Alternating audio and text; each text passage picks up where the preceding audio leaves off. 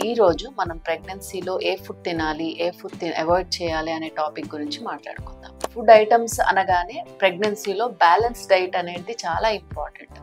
Balance diet మనకి carbohydrates, proteins, vitamins, minerals 1:2 ratio శక్తిని అనుసరించి తీసుకోవచ్చు. సింపుల్ కార్బోహైడ్రేట్స్, కాంప్లెక్స్ కార్బోహైడ్రేట్స్ లాగా ఉంటాయి. సింపుల్ కార్బోహైడ్రేట్స్ అనగా రైస్, వీట్ అని వస్తాయి. వీటిని హై గ్లైసెమిక్ ఇండెక్స్ ఫుడ్స్ అంటారు.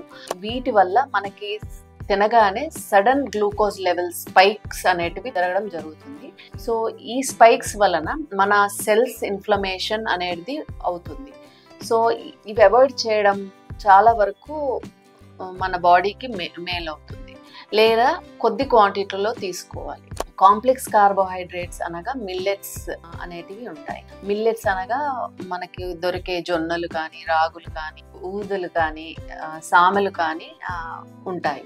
వీటిని లో గ్లైసెమిక్ ఇండెక్స్ అంటారు. ఇవి తినొచ్చు. మన గ్లూకోజ్ లెవెల్స్ బాడీలో బ్యాలెన్స్డ్గా ఉంటాయి రోజంతా. సో ఇవి మోతాదుగా తినడంతో మన sugar levels over period of time లోగానే మెయింటైన్ అవుతాయి. సో వీటిని కూడా అదుపులో తీసుకొని వీటితో పాటు ప్రోటీన్స్ లైక్ మనం అన్ని రకాల పప్పు దినుసులు కానీ, నట్స్ కానీ, సీడ్స్ అనగా మనకి పంకిన్ కానీ, చియా సీడ్స్ కానీ, ఫ్లాక్స్ సీడ్స్ కానీ ఇంక్లూడ్ చేసుకోవచ్చు.